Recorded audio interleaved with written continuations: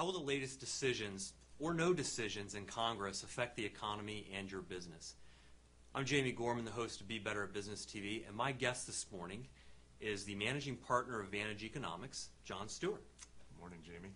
Happy Sequestration Day. Exactly. It's March 1st. Woohoo! Yes. This morning we'll be talking about how the latest decisions, especially sequestration, will impact your business.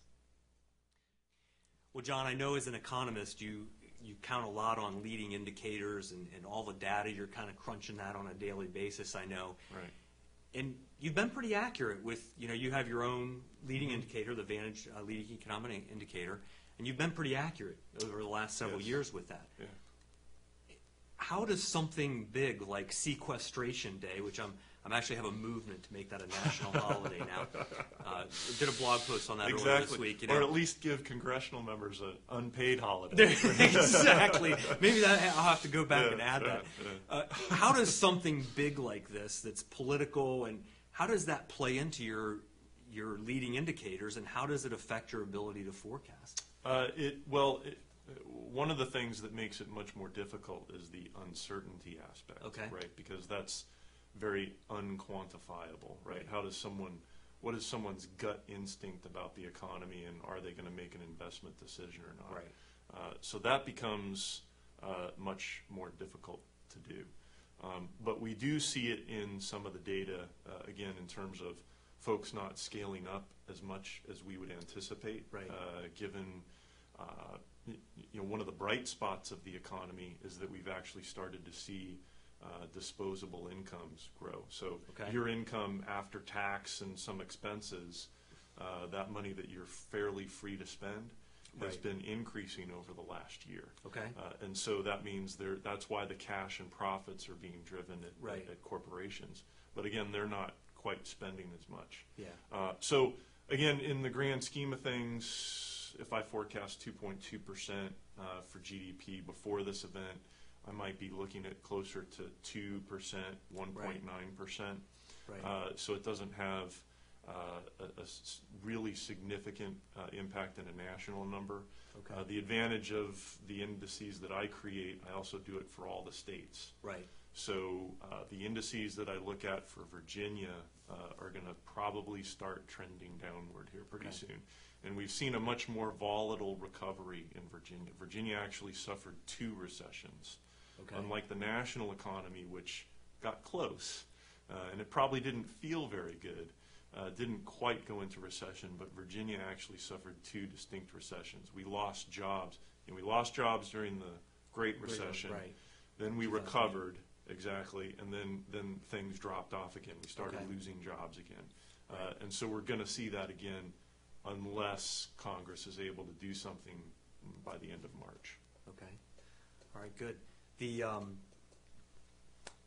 So let me ask this. Would you like to make some? Well, you made some about the 2.2. I did want to get back to that.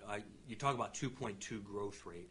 Now, it's growth, but it's not like really what we're looking for. I've heard that maybe 3 to 4% is kind of more of that's a good economic growth rate. Exactly.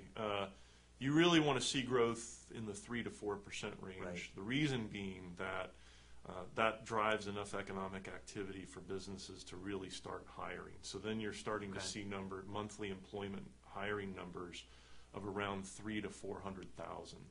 We're less than 200,000 right now, and we've been there for a very long time.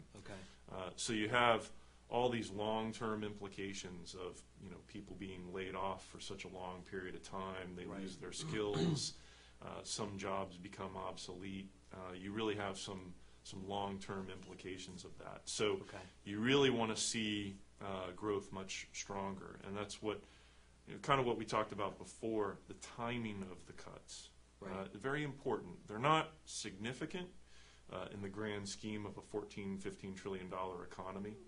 But if it's just enough to put the brakes on a little bit, that creates that further pushes out that period of time where we might start to see the 3 to 4% growth, the 300,000 to 400,000 jobs per month, and then people really start feeling much better about things. Good.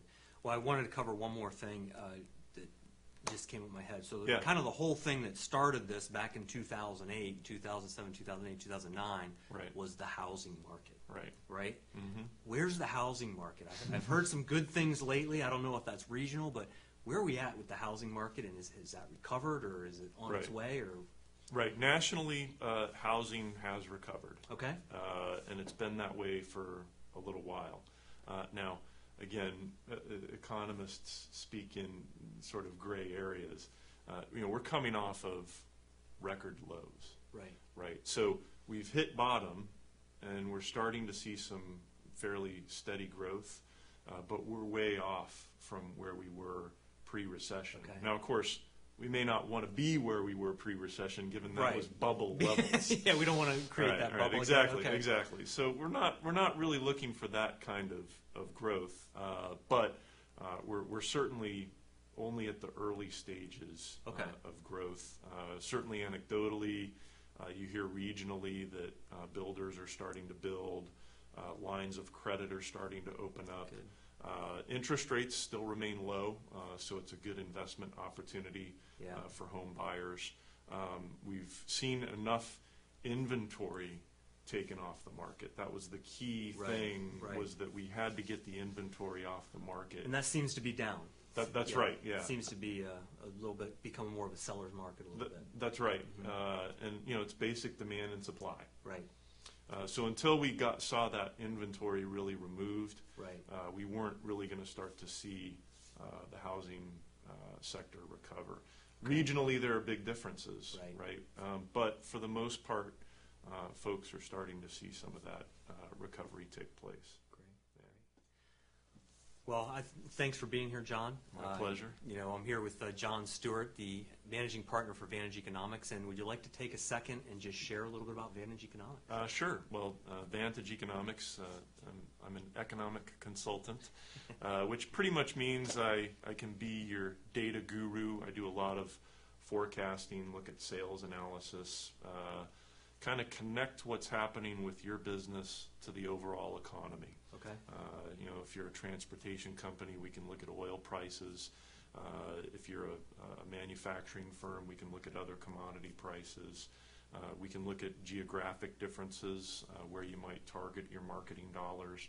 There's a broad spectrum of things that I can help with in terms of leveraging different strategies. Folks can reach me on the web at www.vantageeconomics.com. Okay. There's a blog there that folks can take a look at and get a little review of some of the economic activity and how it relates to their business. And they can always feel free to contact me through the website. Great. Well, thanks, John. Sure. And I like having John on here because what he really does is he helps people make better decisions. And I'm Jamie Gorman, the host of Be Better Business TV, but I'm also the CEO of Sigma Business Management. And better business means better decisions, and better decisions create better results. At Sigma Business Management, we help people be better at business so they can get those better decisions and better results as well. Thank you today for joining us, and I thank John for being our guest, and we'll see you next week.